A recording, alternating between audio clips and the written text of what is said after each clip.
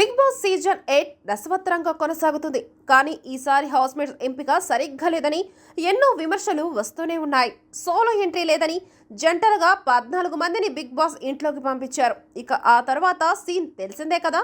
వారి మధ్య గొడవలు పెట్టి నామినేషన్స్ రోజు ఒకరికొకరు తిట్టుకుంటూనే ఉంటారు.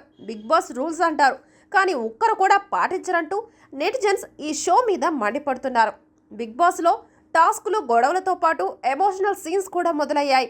వాళ్ళ జీవితంలో పడిన కష్టాలు, కుటుంబ సభ్యులను గుర్తు చేస్తూ కంటెస్టెంట్స్ ఎమోషన్ అయి వాళ్ళని ఏడ్చేలా చేస్తాడు బిగ్ బాస్. ఇక నిన్న రాత్రి ఎపిసోడ్లో కంటెస్టెంట్స్కి సంబంధించిన కొన్ని బహుమతులు ఇచ్చి వాళ్ళని ఎమోషనల్ అయ్యేలా చేశాడు. ఈ నేపథ్యంలోనే నటి కిరాక్ సీత కోసం ఓ బొమ్మనిచ్చి ఆమె షాక్ అయ్యేలా చేశాడు బిగ్ బాస్. దాన్ని చూసిన సీత ఏడవడం మొదలుపెట్టింది. సీత మాట్లాడుతూ 5 ఏళ్ల పాటు ఒక మనిషిని లవ్ చేశాను, కానీ నన్ను మోసం చేసి వెళ్ళిపోయాడు.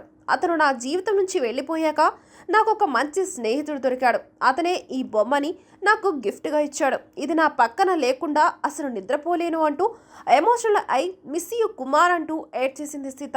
ఈమెను ప్రేమించి మోసం చేసిన వ్యక్తి ఎవరా అంటూ నెటిజన్స్ ఆరాలు తీయడం మొదలుపెట్టారు.